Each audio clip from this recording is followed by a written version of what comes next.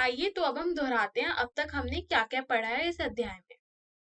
सबसे पहली चीज, दो आकृतियां सर्वांगसम होती है यदि वे समान आकार की हैं। मैंने आपको दो चीज बताई थी, सरूपी, ठीक है, एक सेकेंड, एक तो सरूपी बताई थी और एक सर्वांगसम बताई थी। सरूपी में क्या होता है, एक जैसी रूप की होनी चाहिए, ठीक है। रूप क्या है, ये ऐसा हो या ऐसा, रूप दोनों का क्या है तो ये दोनों ही वृत्त, हमारे दोनों ही वृत्ति है ना, दोनों ही सर्कल है, ठीक है। लेकिन हमारे सर्वांगसम में क्या होता है, ये दोनों क्या होने चाहिए, बराबर होने चाहिए, दोनों का त्रिज्या बराबर होने चाहिए, रेडियस क्या होने चाहिए, बराबर होने चाहिए, ठीक है। ये हमने पहली चीज पढ़ी कि वे समान आकार के होने चाहिए, सब कुछ बराबर होना चाहिए, उनकी भुजा, उनका कोण, सब कुछ।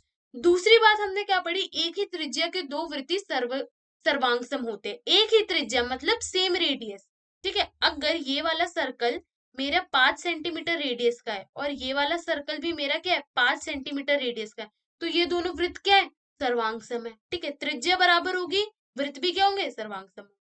समान भुजाओं के दो वर्ग सर्वांगसम होते हैं। समान भुजा मतलब समझ लो, ये मैंने ले लिया, एक मेरा स्क्वायर ले लिया ये, ठीक है। अब अगर इसका ये बराबर है, ये 4 सेंटीमीटर और ये भी 4 सेंटीमीटर है, तो ये दोनों क्या होंगे, सर्वांगसम होंगे। वही बात अगर रेक्टेंगल की जाए तो, एक सेकेंड, हाँ, अगर रेक्टेंगल की बात की जाए तो उसमें हमारी लंबाई और चौड़ाई क्या होनी चाहिए, बराबर होनी चाहिए। अगर ऐसा होगा तो ये सर्वांगसम होगा। मैंने आपको बताया था कि हम ये त्रिभुज में ही क्यों हम सर्वांगसम के बारे में पढ़ते हैं, क्योंकि हमें वृत्त में, स्क्वायर, रेक्टेंगल, इन सब में पढ़ना बहुत आसान हो जाता है और त्रिभुज में हमें काफी सारी चीजें सिद्ध करनी होती है। अब पहली चीज देखो, यदि मेरे पास दो, एक सेकेंड, ठीक है, मैंने क्या ले लिया, मैंने दो त्रिभुज ले लिए।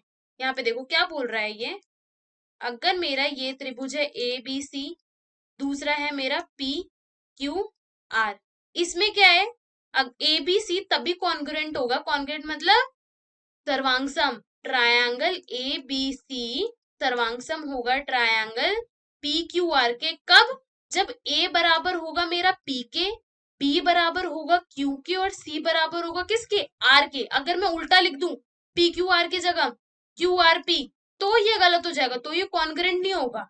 आ रही बात समझ में, तो इस तरह हम सिद्ध करते हैं। अब ध्यान से देखो, यदि एक त्रिभुज की दो भुजाएं और सम्मिलित कोण दूसरे त्रिभुज की दो भुजाएं और सम्मिलित कोण के बराबर है तो दो त्रिभुज सर्वांगसम होते हैं।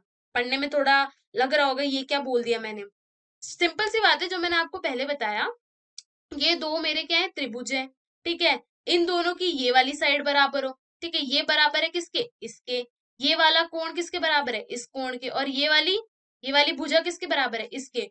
तो कौन सी हमारी सर्वांग समता नियम लग जाएगी, एस, साइड एंगल साइड, है ना, साइड एंगल साइड सर्वांग सर्वांग समता नियम, इसे हम बोलते हैं कॉन्ग्रुएंसी रूल। नियम मतलब रूल, सर्वांग समता कॉन्ग्रुएंसी, ठीक है, ये हो गया।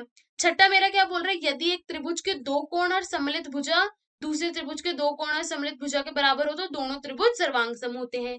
क्या मतलब है, इतना बड़ा डिटेल में जाने की हमें जरूरत ही नहीं है। क्या बोला इन्होंने, इन्होंने बोला अगर ये एंगल, ठीक है, और ये एंगल बराबर है, ये भुजा बराबर है इसके, और ये वाला एंगल बराबर है किसके, इसके, तो मैं क्या लगा दूंगी, एंगल साइड एंगल, ये एंगल, ये साइड, ये वाली क्या लगा दूंगी, प्रॉपर्टी लगा दूंगी, एंगल साइड एंगल सर्वांग समता नियम।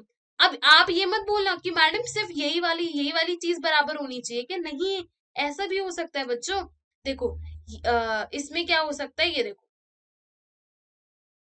ये वाला इसके बराबर हो गया, ये वाला कोण इसके बराबर हो गया, और ये वाला इसके बराबर हो गया। तो कुछ इस प्रकार से बनना चाहिए, पहले हमारी साइड आ रही हो, फिर एंगल, फिर साइड, या फिर पहले मेरा एंगल, फिर साइड, फिर एंगल। दो चीज यहाँ बता दी। अब देखो यहाँ पे, यदि एक त्रिभुज के दो कोण और एक भुजा दूसरे त्रिभुज के दो कोण और संगत भुजा के बराबर हो तो दोनों त्रिभुज सर्वांगसम होते हैं।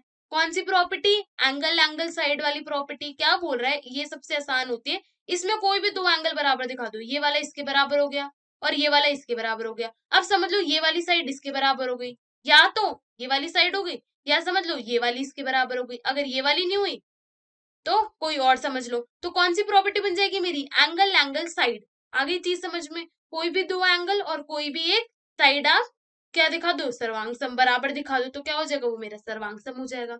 फिर आता है मेरा त्रिभुज की समान भुजाओं के सम्मुख कोण बराबर होते हैं। त्रिभुज की समान भुजाएं, अगर ये दो मेरी भुजा क्या है, समान है, सेम है, तो इन दोनों के सम्मुख कोण अपोजिट एंगल वो क्या होंगे, अपोजिट एंगल भी क्या होंगे, बराबर होंगे। आइसोस्केलिस ट्रायंगल के बारे में हमने पढ़ा था ना, जिन आइसोस्केलिस ट्रायंगल कौन से होते हैं, जिनके दो दो भुजाएं बराबर होती है। प्रॉपर्टी में क्या आ गया, जिनकी दो भुजाएं बराबर हैं उनके सम्मुख कोण भी क्या होंगे, बराबर होंगे।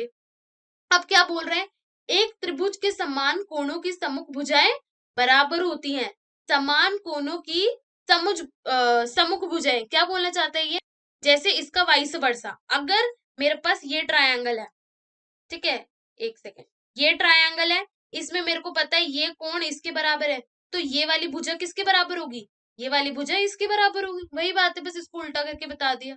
ठीक है, दसवीं दसवीं हमारा पॉइंट क्या बोल रहा है, एक समबाहु त्रिभुज का प्रत्येक कोण 60 डिग्री का होता है। समबाहु मतलब इक्विलेटरल ट्रायंगल, समबाहु मतलब इक्विलेटरल, इक्विलेटरल ट्रायंगल कौन से होते हैं, यहाँ देखो, जिसकी सारी साइड बराबर हो, सारी साइड क्या हो, बराबर हो, A B C, A B बराबर हो बी सी के, बी सी बराबर हो ए सी के, सी ए के, ठीक है, या ए सी के लिख दो। अब ये सब बराबर है तो सबकी क्या होंगी, सबके कोण भी बराबर होंगे, एंगल ए बराबर एंगल बी बराबर एंगल सी। अब कोण कोण किसके बराबर होंगे, एक दूसरे के बराबर, और सब क्या होनी चाहिए, 60 डिग्री के।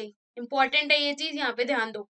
ठीक है, फिर मेरा क्या बोलता है, यदि एक त्रिभुज की तीन भुजाएं दूसरे त्रिभुज की तीन भुजाओं के बराबर हो तो दोनों त्रिभुज सर्वांगसम होते हैं।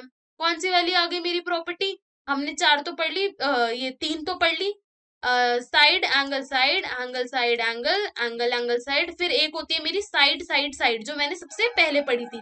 साइड साइड साइड में क्या होता है, ये दोनों ट्रायंगल, ये भी, ये इस तरह से है, 10 7 5, ये इसके बराबर हो गया, ये इसके बराबर हो गया, तीन साइड है, तीन भुजाएं क्या होनी चाहिए, बराबर, तो मेरे दोनों ट्रायंगल क्या हो जाएंगे, कॉन्ग्रुएंट हो जाएंगे, सर्वांगसम हो जाएंगे।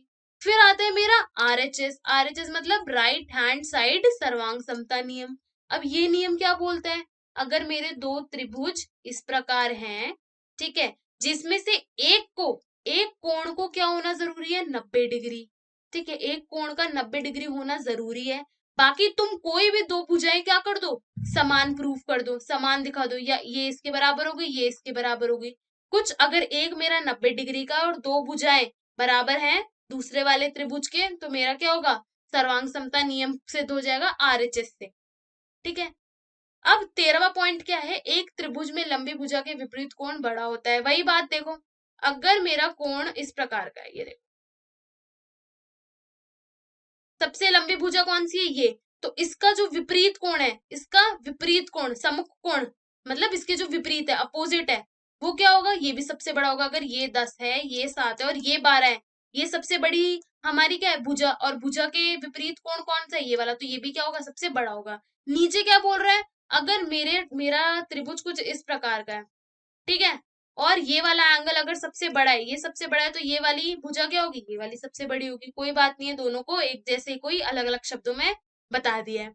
आप आखिरी पॉइंट क्या बोल रहे हैं, त्रिभुज की किन्हीं दो भुजाओं में से कुछ तीसरी भुजा से बड़ी होती है। क्या बता रही है हमें, अगर मेरा ये ट्रायंगल है ए बी सी, तो अगर मैं दो भुजा का योग दूंगी A B plus B C, तो ये बड़ा होना चाहिए किससे, ए सी से। वही मैं ये भी लिख सकती हूँ, अगर मेरा बी सी प्लस ए सी, ये क्या होना चाहिए, बड़ा होना चाहिए ए बी से। वही तीसरी जगह आप लिख दो कुछ, ठीक है, तो ऐसे ही दो भुजा का योग बड़ा होना चाहिए तीसरी भुजा के। वही एक और चीज होती है इसमें, इन्होंने लिखी नहीं है, अगर दो भुजा को, अगर मैं दोनों भुजा को घटा दूं, एक भुजा में से दूसरी भुजा अगर मैं लिख दूं A B minus B C, तो ये क्या होती है, छोटी होती है ए सी से। एक और चीज है। तो यहीं पे मेरा ये वाला अध्याय यही समाप्त होता है।